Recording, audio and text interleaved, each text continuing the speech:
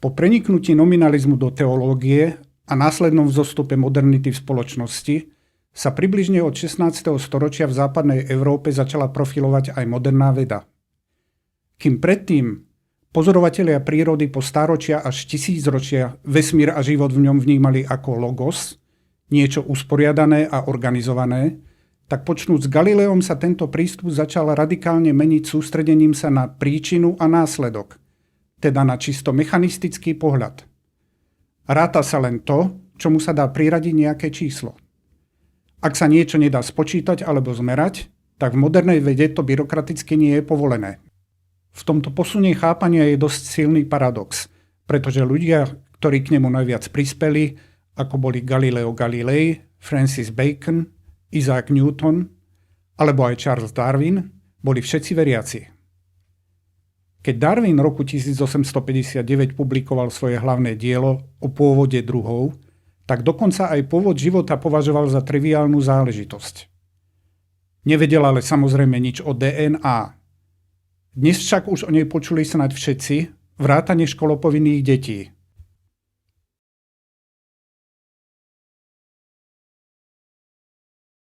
Pre poriadok uvediem, že DNA je skratka pochádzajúca z anglického názvu deoxyribonucleic acid, v slovenčine deoxyribonukleová kyselina.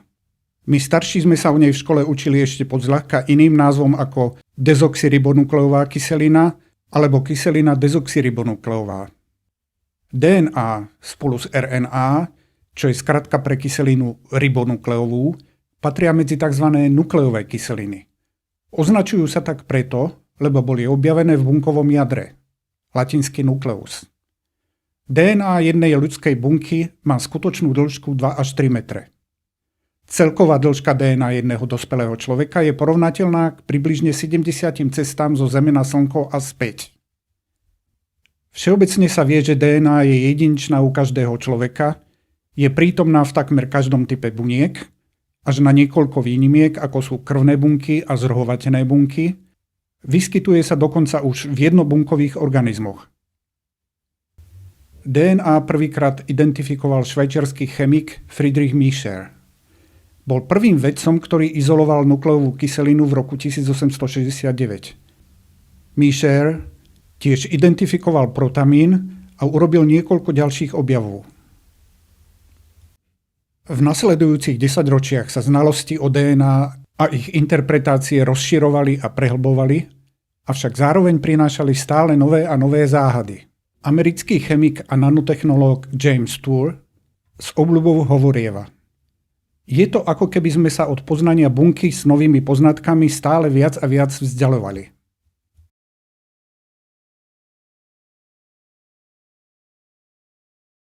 Mikrobiológovia boli dlho presvedčení, že čokoľvek sa v jadre bunky za pomoci DNA deje, je výsledkom neriadených chemických procesov a v súlade s Darwinovou prirodzenou selekciou. Toto sa však začalo meniť po roku 1953, keď americký biológ James Watson a anglický fyzik Francis Crick objasnili nádhernú štruktúru dvojitej špirály molekuly DNA.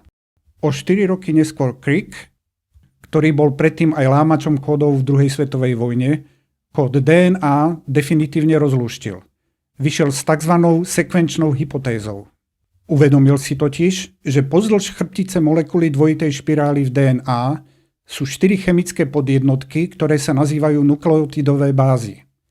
Ich špeciálne odborné názvy sú pre jednoduchosť často reprezentované počiatočnými písmenami A, C, G a T.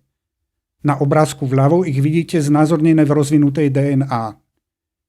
Crick postuloval, to v odbornej reči znamená predpokladal, že nukleotidové bázy v DNA fungujú ako abecedné znaky v písanom jazyku alebo ako digitálne znaky 0 a 1 používané v počítačovom kóde, teda že nukleotidové bázy nevykonávajú biologickú funkciu na základe svojho tvaru alebo reakcií, ktorých sú súčasťou.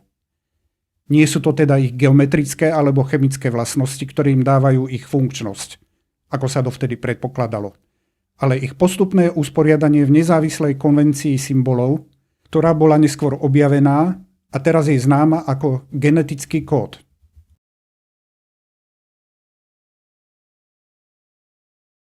Pozrime si teraz počítačovú animáciu znázorňujúcu tvorbu proteínov z DNA.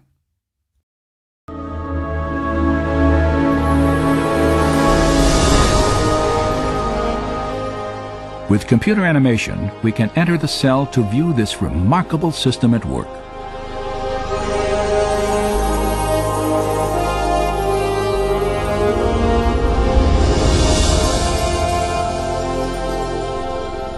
After entering the heart of the cell, we see the tightly wound strands of DNA, storehouses for the instructions necessary to build every protein in an organism.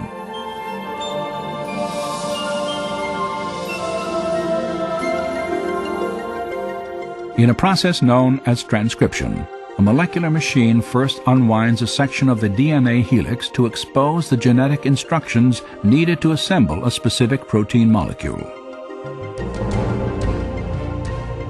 Another machine then copies these instructions to form a molecule known as messenger RNA.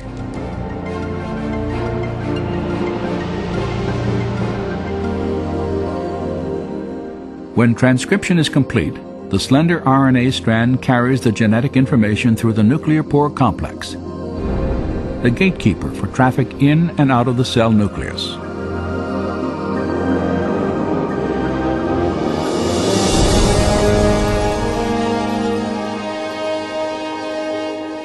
The messenger RNA strand is directed to a two-part molecular factory called a ribosome.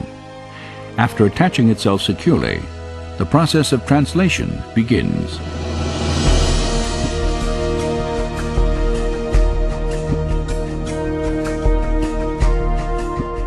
Inside the ribosome, a molecular assembly line builds a specifically sequenced chain of amino acids.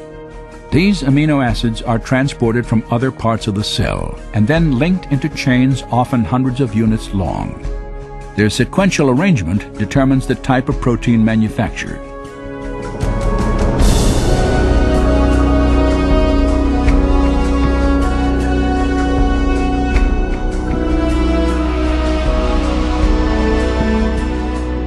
When the chain is finished, it is moved from the ribosome to a barrel-shaped machine that helps fold it into the precise shape critical to its function.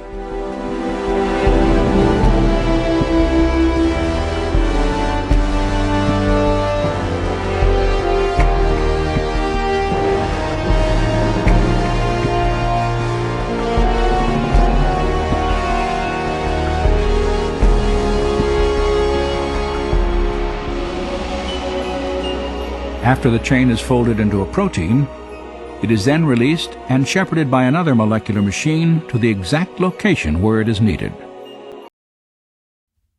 DNA možno prirovnať k počítačovej pamäti. V počítači sú dáta uložené v rôznych druhoch pamätí a potom podľa potreby alokované, presunuté a použité. Pri prenose sa pritom používajú rozličné nosiče, napríklad elektrické alebo optické káble. Prenosové prostriedky tu teda nie sú dôležité, podstatná je prenášaná informácia. Podobne je to aj s informáciou uloženou v DNA a jej použitím. Táto informácia slúži nielen pre bunku, ale pre celý organizmus ako pamäť pre vitálne funkcie, ako sú napríklad rast, rozmnožovanie, regenerácia alebo metabolizmus. Väčšina, ak nie všetky tieto funkcie, sú vykonávané za pomoci proteínov, teda bielkovín, a základná inštrukcia, ako vytvoriť hociktorý proteín z aminokyselín, je uložená práve v DNA. Ako? V animácii sme videli, že pre tvorbu každého proteínu je vyhradený v DNA osobitný úsek, gén, z ktorého je podľa potreby prepisom, transkripciou, vytvorená informačná kópia mRNA. Toto slovo poznáte z roztokov, ktoré sú vraj vakcínami, a údajne dokonca lepšími, ako je prirodzená imunita. Vlákno mRNA s príslušnou informáciou je potom prenesené do ribozómu, kde táto informácia umožňuje aminokyseliny zoradiť podľa potreby. Následne je tento reťazec zatočený do finálnej formy a proteín je pripravený k prenosu na žiaduce miesto.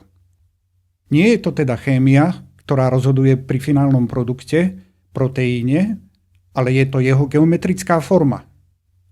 Rovnako obdivuhodný je však aj spôsob, akým je poradie aminokyselín pre daný proteín prvotne určené. A, C, G a T sú v DNA logicky usporiadané do trojíc, teda matematicky povedané ide o variácie tretej triedy zo 4 prvkov.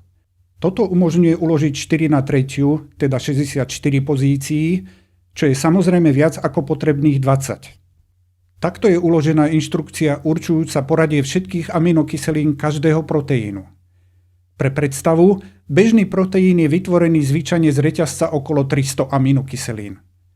Je naozaj ohromujúce pozorovať tento úžasne jemne vyladený aparát, zariadenie, už na miniatúrnej bunkovej úrovni.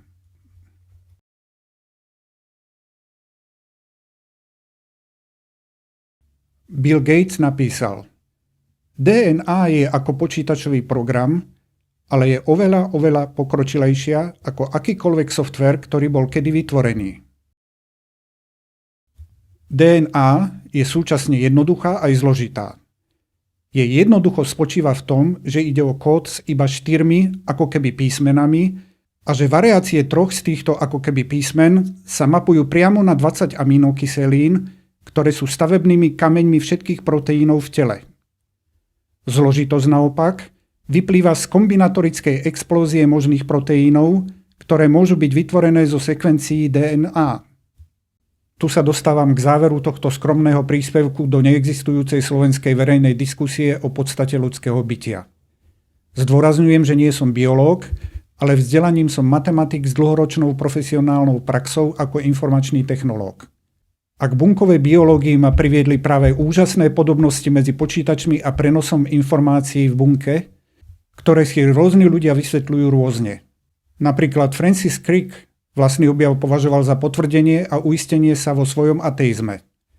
Už dávno predtým, ako objavil štruktúru DNA, totiž zastával silné ateistické názory. Novinový článok dokonca informoval, že Crickova nechuť k náboženstvu bola jedným z hlavných motívov, ktoré viedli k jeho objavu. Antipatia k náboženstvu priekopníkov DNA je dlhodobá. V roku 1961 Crick rezignoval na členstvo na Churchill College v Cambridge, keď navrhla postaviť kaplnku. Moja poznámka. Práve tak ako za konceptom a prácou počítača, tak aj pri činnosti bunky, pri stavbe a vykonávaní určitého biologického procesu, to je pri prenose vitálnych informácií a prevádzaní následných funkcií, badám myšlienku, vyššiu inteligenciu. Vidím za tým logos, ktorý bol žiaľ z vedy pred staročiami vylúčený. Počítač, aký dnes máme bežne na stole, by sa ani za trilióny rokov nemohol vyvinúť a poskladať sám, ak by za jeho vznikom nebolo vedomie. Ak toto chápete, tak by vám nemalo byť problémom pochopiť, že práve tak je to aj s organickou bunkou, s tým akcentom, že bunka je ešte o mnoho komplexnejšia.